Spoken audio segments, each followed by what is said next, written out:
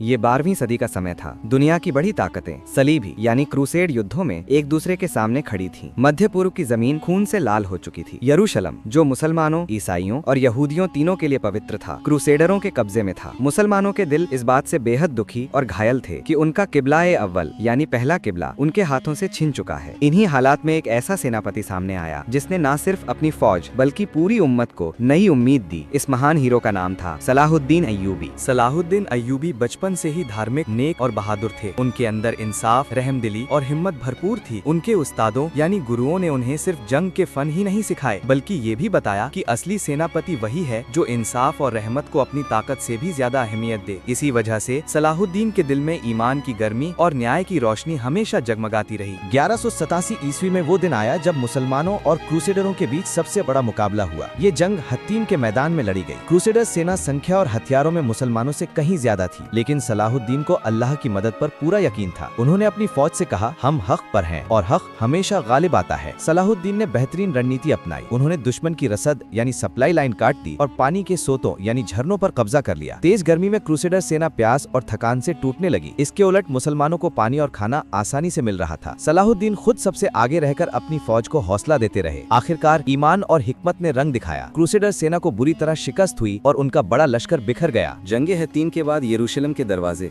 मुसलमानों के लिए खुल गए। सबको पूरा यकीन था कि अब सलाहुद्दीन बदला लेंगे, क्योंकि इसी शहर में क्रूसेडरों ने पहले मुसलमानों का बेरहम कत्लेआम किया था। गलियां खून से भर गई थीं और मस्जिद अक्सा की पवित्रता को रौंदा गया था। लेकिन सलाहुद्दीन ने पूरी दुनिया को हैरत में डाल दिया।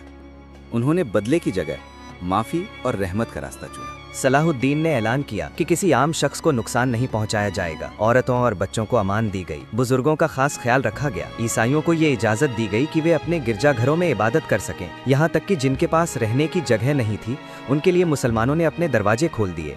और जो कैदी अपनी रिहाई के लिए पैसे या फिदिया नहीं दे सकते थे, उन्हें भी सलाहुद्दीन ने आज़ाद कर दिया। ये मंजर देखकर दुश्मन भी हैरान रह गए। ईसाई इतिहासकारों तक ने माना कि सलाहुद्दीन ऐसा फातेह था कि तलवार से ज्यादा इंसाफ और रहमत से पहचाना जाता था। उनके न्याय और बहादुरी ने न सिर्फ मुसलमानों के दिल जीते, बल्कि दुश्मन भी उनके किरदार से गहराई से प्रभावित हुए। सलाहुद्दीन अय्यूबी की जीत सिर्फ एक शहर की फतह नहीं थी, बल्कि ये एक पैगाम था कि अगर ताकत के साथ इंसाफ, रहम और इंसानियत का जज्बा हो तो दुनिया बदली जा सकती है। वो सेनापति सिर्फ मुसलमानों के ही नहीं, बल्कि पूरी इंसानियत के हीरो बने। उनकी जिंदगी आज भी इस बात की गवाही देती है कि असली बहादुरी दुश्मन को हराना नहीं, बल्कि अपने गुस्से पर काबू पाना है।